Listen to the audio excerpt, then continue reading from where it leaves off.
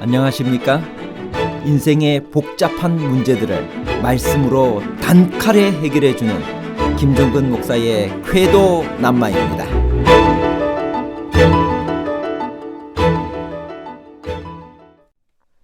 바울은 고린도후서 10장에서 사도직을 소극적으로 방어하고 있나요? 아니면 사도직을 적극적으로 방어하고 있나요?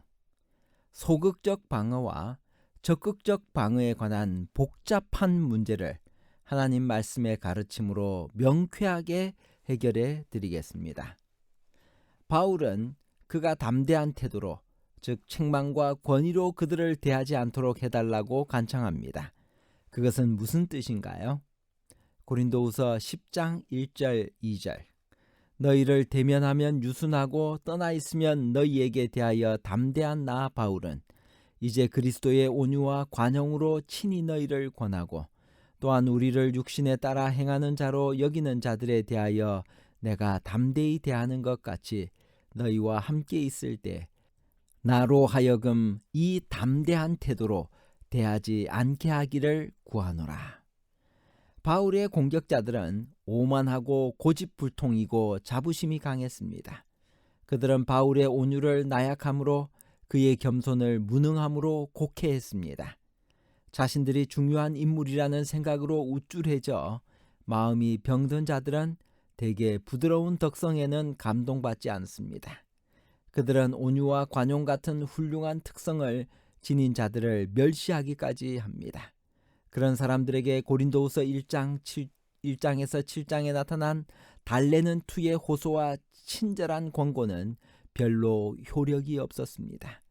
그들의 교만을 폭로할 수 있는 유일한 길은 책망과 경고였습니다.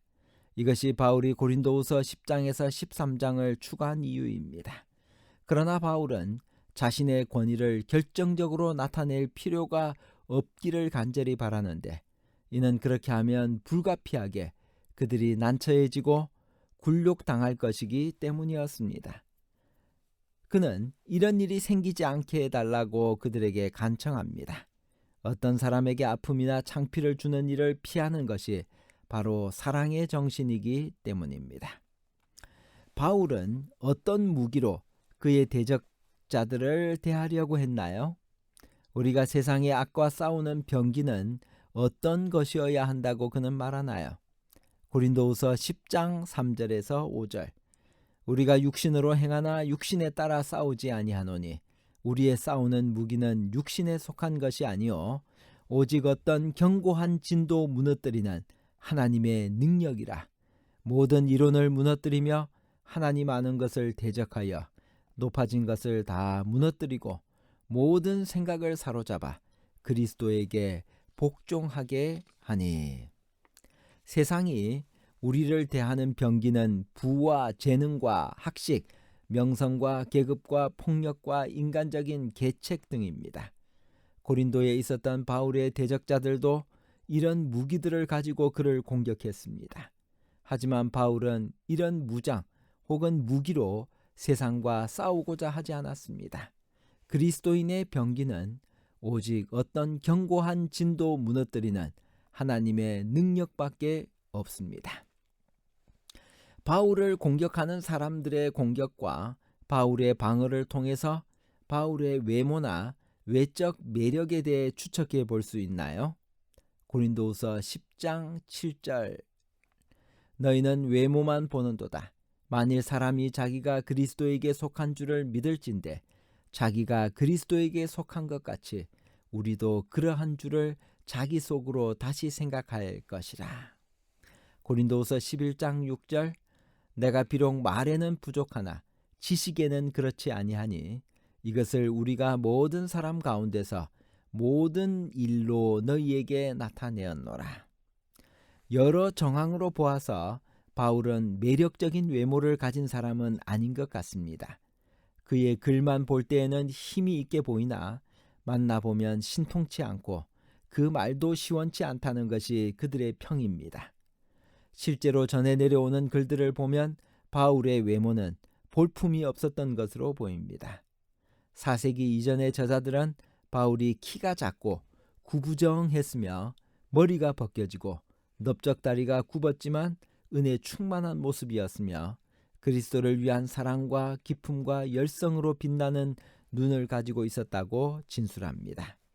바나바와 함께 루스드라에 갔을 때도 사람들은 바나바를 제우스 신으로, 바울을 그의 전령으로 보았습니다. 그러나 바울의 말이 시원치 않다는 것은 말이 조리가 없거나 설득력이 없다는 것이라기보다는 아테네에서의 경험 이후로 바울이 헬라인들이 좋아했던 수사와 웅변을 피하고 오직 그리스도와 십자가만 전한 것을 말하는 것일 것입니다. 바울은 할 수 없이 그에 관한 사실들을 지금부터 그를 대적하는 사람들에게 이야기하려고 결심했습니다. 그것은 자랑같이 보이겠지만 대적들의 자랑과는 다르다고 바울은 말합니다. 어떻게 다른 것일까요? 고린도후서 11장 12절, 나는 내가 해온 그대로 앞으로도 하리니 기회를 찾는 자들이 그 자랑하는 일로 우리와 같이 인정받으려는 그 기회를 끊으려 함이라. 그런 사람들은 거짓 사도요 속이는 일꾼이니 자기를 그리스도의 사도로 가장하는 자들이니라. 바울은 고린도후서 10장 12에서 18절에서 복음 교역자로서의 자신의 수고를 존귀하게 여깁니다. 이 서신에서 그는 사도로서의 자신의 고결성을 옹호합니다. 그에게 부족하지 않은 용기가 하나 있었는데 그것은 복음을 가지고 새로운 지역으로 침투하는 용기와 그리스도를 위해 고난받는 용기였습니다. 그는 자신과 자기의 사업을 하나님의 뜻과 표준에 따라 헤아렸습니다. 바울은 갈라디아 교인들에게 자기가 우리 주 예수 그리스도의 십자가 외에는 어떤 것도 자랑하지 않는다고 갈라디아 6장 14절에 단언했습니다.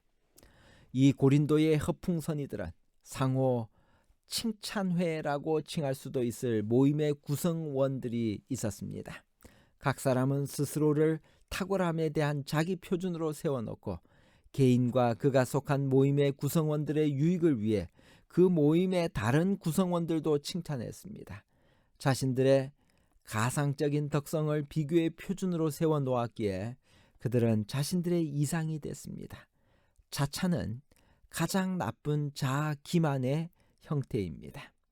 자만심 때문에 사람들은 자신을 선입관 없이 평가해 줄 수 있는 탁월함에 대한 객관적 표준에 눈멀게 되고 그 결과 영원히 악순환을 거듭합니다. 그들은 자만으로 눈이 멀고 하나님의 척도 표준에 대해 자신들을 반대하는 이의 탁월한 특성에 대해 그리고 자신들의 구원의 필요성에 대해서까지도 눈멀게 됩니다. 자아에서 출발해 자아로 끝나는 이런 자기 평가 형태는 통찰력이 결여돼 있으며 사실 자기의 유익에도 박지 못합니다. 이 표준에 따라 사는 것은 그리스도의 마음과 정신에 완전히 반대됩니다. 참된 자랑이라고 할 수 있는 것은 어떤 것일까요? 고린도후서 10장 17절 18절, 자랑하는 자는 주 안에서 자랑할지니라. 옳다 인정함을 받는 자는 자기를 칭찬하는 자가 아니요 오직 주께서 칭찬하시는 자니라. 그리스도인들은 무엇을 자랑하며 살아야 될까요?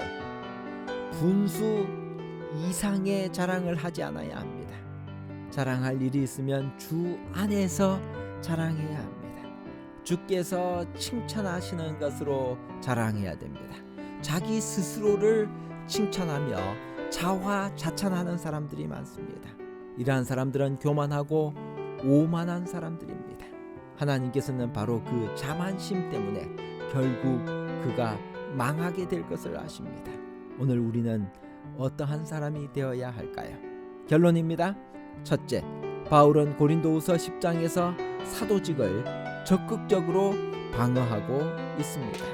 둘째, 바울에게 부족하지 않은 용기가 하나 있었는데 그것은 복음을 가지고 새로운 지역으로 침투하는 용기와 그리스도를 위해 고난받는 용기였습니다. 셋째, 그리스도인들의 자랑은 분수 이상의 자랑을 하지 않으며 자랑할 일이 있으면 주 안에서 자랑하고 주께서 칭찬하시는 것으로 자랑해야만 합니다. 하나님께서는 우리의 일거수일투족 그리고 우리의 동기까지 아시는 분이십니다. 주님께서 우리를 칭찬해 주실 것입니다.